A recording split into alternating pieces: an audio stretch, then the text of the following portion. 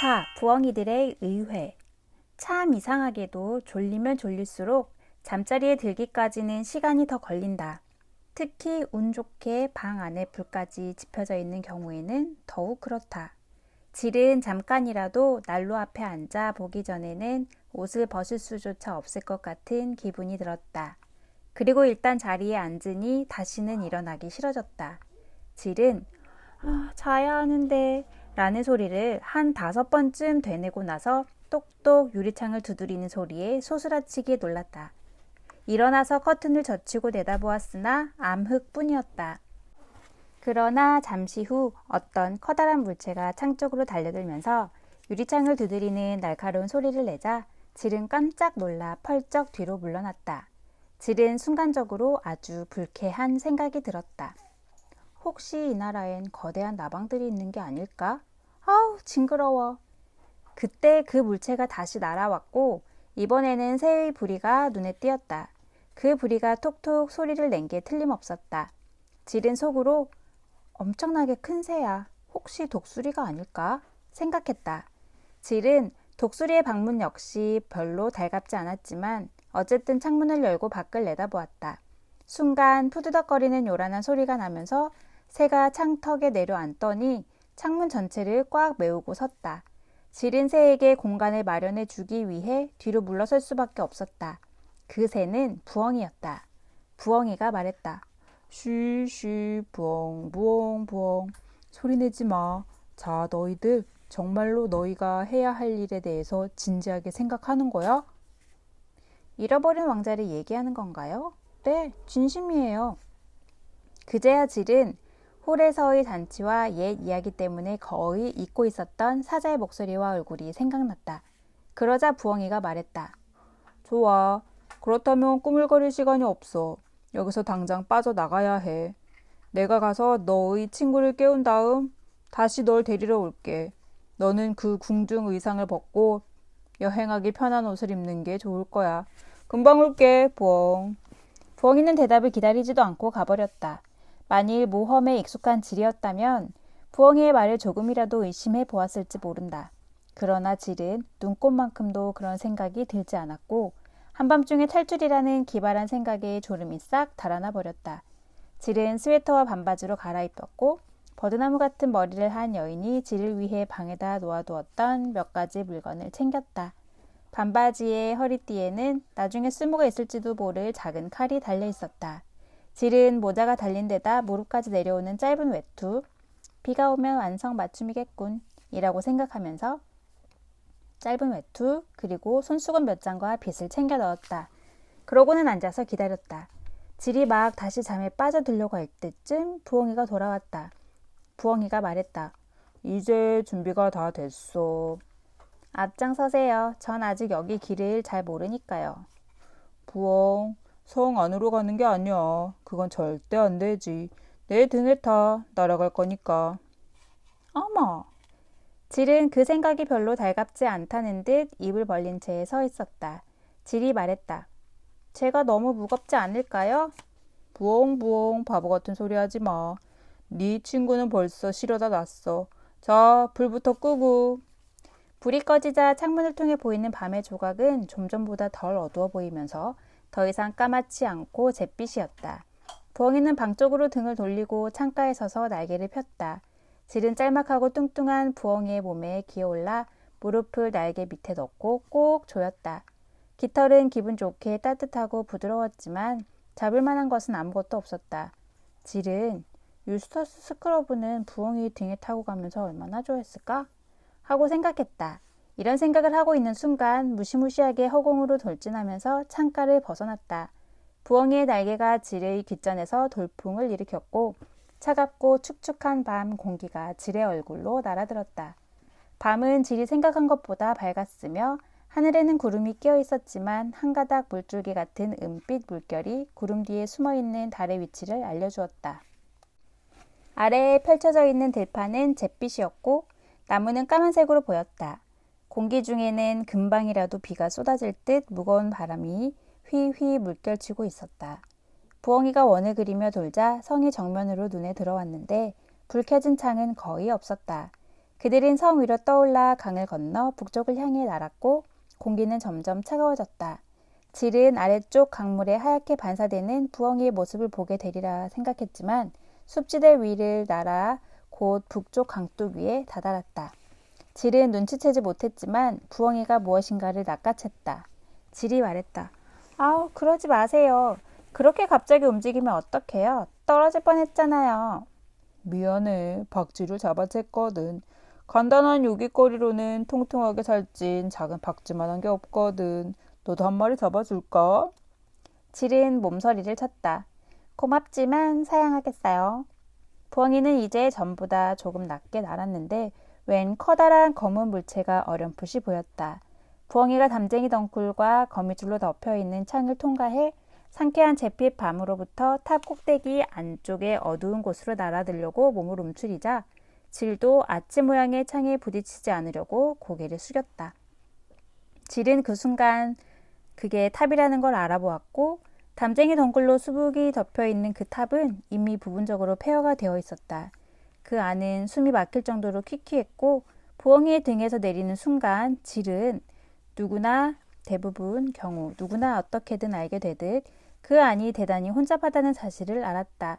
그리고 컴컴한 어둠 속에서 부엉부엉 하는 소리들이 터져나오자 질은 그 안이 부엉이들로 가득 차 있다는 것도 알게 되었다. 전혀 색다른 목소리가 어둠을 가르고 들려오자 질은 저기 마음이 놓였다. 너니 줄폴? 유스터스 스크러브니? 글린페더가 말했다. 자, 내 생각엔 다들 모인 것 같군. 이제 부엉이 의회를 개최합시다. 여러 목소리가 외쳤다. 부엉부엉 옳소. 그렇게 합시다. 잠깐, 먼저 하고 싶은 말이 있습니다. 유스터스의 목소리였다. 그러자 부엉이들이 말했다. 하시오, 하시오, 하시오. 질도 거들었다. 말해봐. 이내 유스터스의 목소리가 이어졌다. 제 생각에 여러분들, 그러니까 부엉이 여러분들도 캐스피안 10세께서 젊은 시절에 세계의 동쪽 끝으로 항해했던 일을 아시리라 믿습니다. 그때 저는 그 여행을 왕과 함께 했습니다. 왕과 생지, 리피치프, 그리고 드리니언 경과 그 밖의 모든 이들과 함께 말입니다. 믿기 어려운 소리라는 건 알고 있습니다만 우리 세계에서는 여러분의 세계와는 다른 속도로 나이를 먹습니다. 지금 제가 하고 싶은 얘기는 제가 왕의 친구라는 사실입니다. 그러니까 이 부엉이 의회가 왕에 대한 어떤 반역 모임이라면 저는 관계하지 않겠다는 것입니다. 부엉이들이 말했다. 부엉부엉 우리도 왕의 부엉이들이오. 그렇다면 이 회의의 의제는 무엇입니까? 글린페더가 말했다. 그건 이렇게 된 일이야. 지금 섭정관으로 있는 난쟁이 트럼프키는 너희가 잃어버린 왕자를 찾으러 간다고 하면 시작도 못하게 할 거야. 트럼프키는 당장 너희를 감금시킬 거란 말이야. 맙소사, 트럼프킨이 반역자란 말은 아니죠? 옛날에 바다에서 트럼프킨 이야기를 많이 들었어요. 캐스피언, 아니 왕께서 트럼프킨을 절대적으로 신뢰했어요. 한 목소리가 말했다. 오, 아니요. 트럼프킨은 반역자가 아니오. 한때 30명이 넘은 최고의 투사들, 기사들, 켄타우로스, 착한 거인들, 그리고 온갖 종류의 투사들이 잃어버린 왕자를 찾으러 나섰지만 아무도 돌아오질 않았다오. 그리고 마침내 왕께서는 당신의 아들을 찾아내는 일에 나니아의 모든 용사를 희생시킬 수 없다고 말씀하셨소. 그 뒤로 아무도 왕자를 찾아 나서지 못하게 해왔다오. 유스터스가 다시 말했다. 그러나 우리가 가는 건 막지 않을 거예요. 제가 누군지 누가 저를 보냈는지 알기만 하면. 우리 둘 다 하고 질이 덧붙였다. 글린페더가 말했다. 그래, 나도 틀림없이 그럴 거라고 생각해.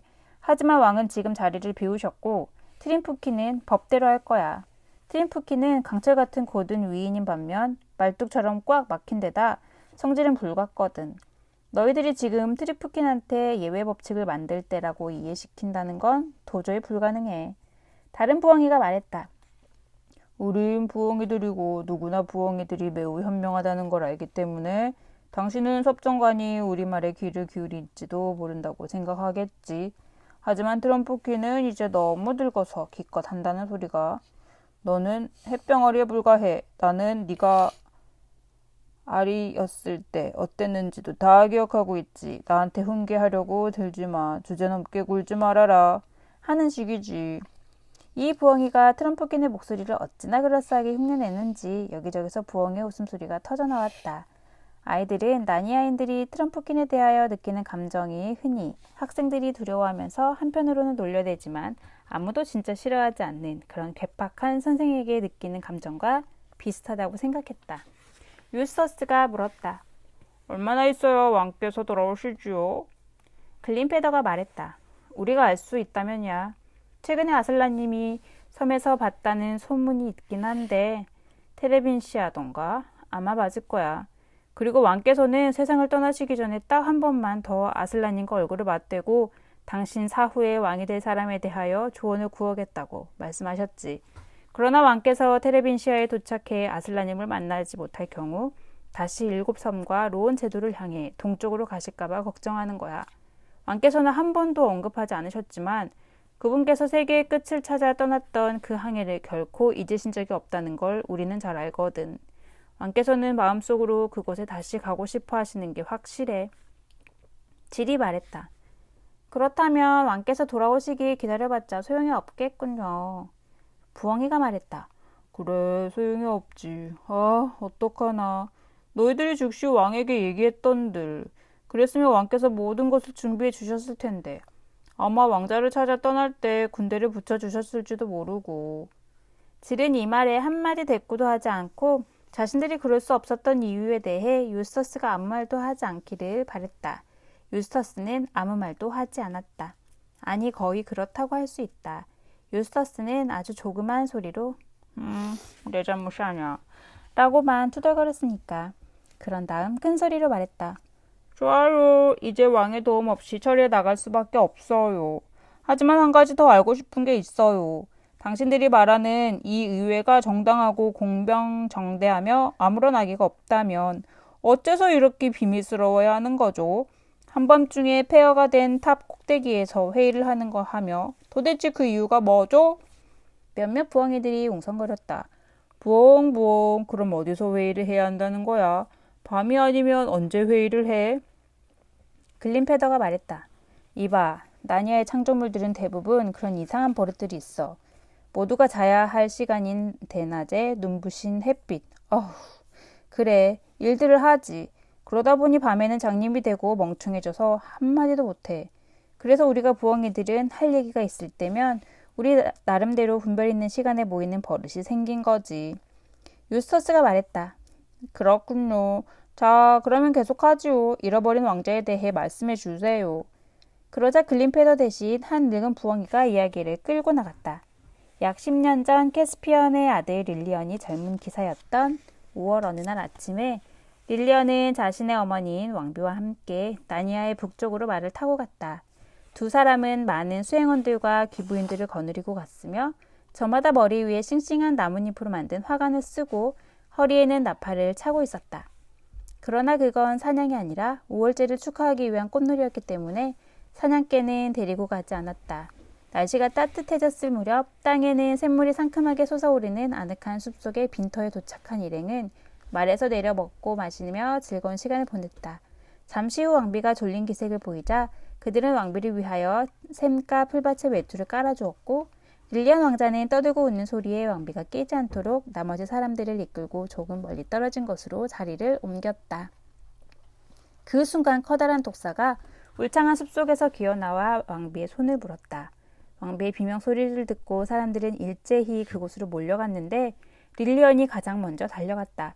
릴리언은 독사가 왕비에게서 미끄러져 나와 사라지는 것을 보고는 칼을 뽑아들고 곧 뒤를 쫓았다. 뱀은 거대한 몸짓에 독을 품은 듯 푸른빛이 반짝거리며 왕자의 눈에 쉽게 띄었다. 그러나 곧 울창한 숲을 속으로 들어가 버리는 바람에 왕자는 더 이상 뱀을 따라가지 못했다. 릴리언이 어머니 곁으로 돌아와 보니 모두들 왕비를 둘러싼 채 부산을 떨고 있었다. 그러나 사람들의 그러한 노력은 아무 소용도 없었다. 왕비의 얼굴을 보는 순간 릴리언은 이 세상에 어떤 약도 도움을 줄 수 없다는 것을 알 수 있었다. 왕비는 목숨이 붙어있는 마지막 순간까지 릴리언에게 뭔가를 이야기하려고 했었다. 그러나 왕비는 한마디 말도 또렷하게 할 수가 없었고 마지막 유언이 무엇인지 모르겠지만 끝내 그 말을 하지 못한 채 숨을 거두고 말았다. 왕비의 비명을 들은 지 10분도 채 되지 않아서였다. 그들은 죽은 왕비의 시신을 캐어 페럽의 성으로 모시고 돌아왔고 릴리언과 왕과 온 나니아 국민들이 비통해하는 가운데 장례식을 치렀다. 왕비는 왕이 세계의 동쪽 끝에서 데려온 신부로서 유쾌하고 현명한 아주 우아한 훌륭한 사람이었다. 사람들은 왕비의 몸속에 별들의 피가 흐른다고들 했다. 당연한 일이겠지만 왕자는 어머니의 죽음을 받아들이기가 몹시 힘들었다. 그날 이후로 왕자는 그 독사를 죽여 어머니의 원수를 갚겠다며 날마다 나니아 북쪽으로 말을 타고 나갔다. 왕자는 이렇게 방황하다가 피곤에 지쳐서 돌아오곤 했는데 이를 두고 누구도 이러니 저러니 말하지 않았다. 그러나 왕비가 죽은 지 한 달쯤 되었을 때 어떤 이들은 왕자가 조금씩 변했다는 말을 하곤 했다. 왕자의 눈에는 마치 환영을 본 사람의 눈빛이 꿰뚫어 있는 것 같았고 하루 종일 나가 있었는데도 왕자가 타고 간 말에서는 힘들게 돌아다닌 흔적을 찾을 수 없었다. 나이든 신하들 중에서 왕자와 가장 친했던 친구는 드리니언 경으로 드리니언은 세계의 동쪽 끝을 향해 떠난 위대한 항해 때 캐스피안 10세가 타고 있던 배인 새벽 출장 후의 선장이었다. 어느 날 저녁 드리니언이 왕자에게 말했다. 황태자께서는 하루빨리 독사 찾는 일을 포기하셔야 합니다. 하찮은 금수에게 복수하려 함은 인간에게 복수하는 것과 같은 참다운 의미가 없습니다. 쓸데없이 몸만 상하십니다. 드리니언 경, 나는 지난 7일 동안 독사에 대해 거의 잊고 지냈소. 그렇다면 왜 매일같이 말을 타고 북쪽 숲으로 갔느냐고 드리니언 경이 물었다. 드리니언 경, 나는 그곳에서 세상에서 가장 아름다운 것을 보았소. 황태자 전하, 내일 아침에는 저도 함께 말을 타고 가서 그 아름다운 것을 볼 수 있도록 해주세요. 기꺼이 그렇게 하리이다. 그러고는 다음날 적당한 시간에 두 사람은 말을 타고 북쪽 숲속으로 달려가 왕비가 죽은 바로 샘가에 내렸다. 드리니언은 왕자가 하고 많은 장소 중에 하필 이곳을 선택한 것이 심상치 않다고 느꼈다. 그들은 그곳에서 정오가 될 때까지 휴식을 취했다.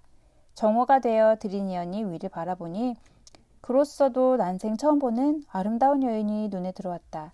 여인은 샘의 북쪽에 서서 아무 말 없이 마치 자기에게 오라는 듯 왕자를 향해 손짓하였다. 여인은 키가 크고 훌륭한 체격에 온몸에서 빛을 발했으며 독과 같은 푸른빛의 얇은 천으로 몸을 감싸고 있었다. 왕자는 넋을 잃은 사람처럼 여인을 멍하니 바라보고 있었다. 그러다가 여인은 난데없이 어디론가 사라져버렸고 드리니언은 여인이 어디로 갔는지 도무지 알 길이 없었다. 두 사람은 케어 페러벨로 돌아왔다. 드리니언의 마음속에서는 푸르게 빛나던 그 여인이 악마라는 생각이 한시도 떠나지를 않았다. 드리니언은 그 일을 왕에게 보고해야 할지 어떨지 몹시 고민했지만 수다꾼이나 고자질쟁이가 되고 싶지 않아 잠자코 있었다. 그러나 드리니언은 곧 말하지 않은 것을 몹시 후회했다. 왜냐하면 다음날 릴리언 왕자가 혼자 말을 타고 나가버렸기 때문이다. 그날 밤 왕자는 성으로 돌아오지 않았고 그 순간부터 왕자의 자취는 나니아는 물론 주변 어느 나라에서도 다시는 찾아볼 수 없었다. 왕자의 말도 왕자의 모자도 왕자의 외투도 아무것도 발견되지 않았다. 그러자 드리니언은 너무나 가슴이 아픈 나머지 캐스피언에게 가서 이렇게 아뢰었다. 폐하, 소인은 대반역자이니 조속히 처형하소서. 소인의 침묵으로 폐하의 아든 힘을 잃고 말았습니다. 그러고는 왕에게 모든 이야기를 털어놓았다. 그러자 캐스피언은 전투용 도끼를 꺼내들고 드리니언을 향해 죽일 듯 달려들었고 드리니언은 죽음의 일격을 기다리듯 통나무처럼 꼼짝 않고 서 있었다. 그러나 도끼를 높이 쳐드는 순간 캐스피언은 갑자기 도끼를 내던져버리고는 부르짖었다.